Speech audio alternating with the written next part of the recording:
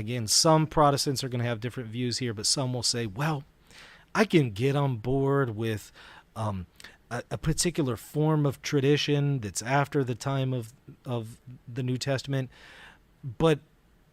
and I can get on board with maybe that being the way in which we interpret Scripture, but I don't believe it's infallible. If I ultimately disagree with it,